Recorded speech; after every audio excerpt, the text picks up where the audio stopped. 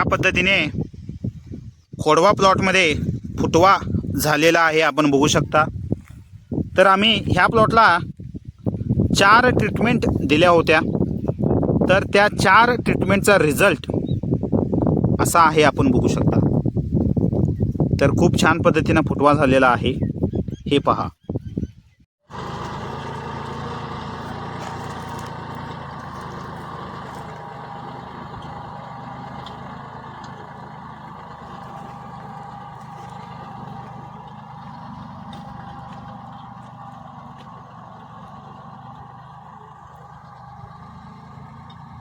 महागणपती कृषी मराठी यूट्यूब चॅनलमध्ये सर्व शेतकरी बांधवांना स्वागत आहे।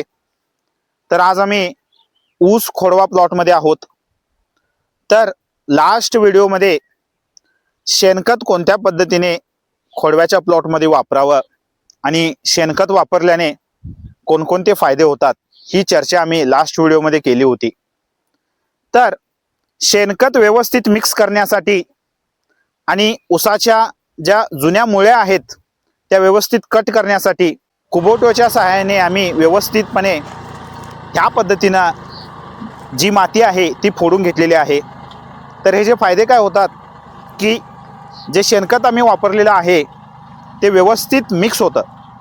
त्यानंतर ज्या ऊसाच्या जुन्या मुळ्या ज्या असतात त्या व्यवस्थित तुटतात। तर त्या पद्धतीनं जर मुळ्या तुटल्या, जुन्या मुळ्या, तर तिथून नवीन मुळ्या सुटण्याची शक्यता जास्त होते। त्या कारणाने ऊस खोडवामध्ये खूप छान पद्धतीने वाढ होते। तर त्याच्यासाठी हा स्टेप करणं खूप महत्त्वाचं आहे। हा स्टेप करण्यापूर्वी आपण पाणी देणं खूप महत्त्वाचं असतं। तर आपण पहिला पाणी द्यावं। पाणी दिल्यानंतर आपण कुबोट्याच्या सहाय्याने ह्या पद्धतीनं व्यवस्थितपणे माती असं व्यवस्थितपणे आपण फोडून घ्यावं। तर हे खूप महत्त्वाचं आहे। त्यानंतर फोडून घेतल्यानंतर 1-2 ते 3 दिवसांनी आपण लागवडीचा वापर करावा। तर लागवडीमध्ये आपण urea 1 bag, single super phosphate 2 bag वापरावेत।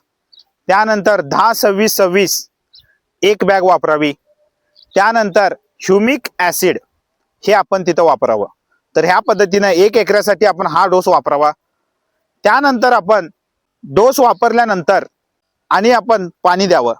हा पहिला लागवडीचा डोस आहे खोडव्यासाठी। तर ह्या पद्धतीनं टोटल 5 स्टेप आहेत।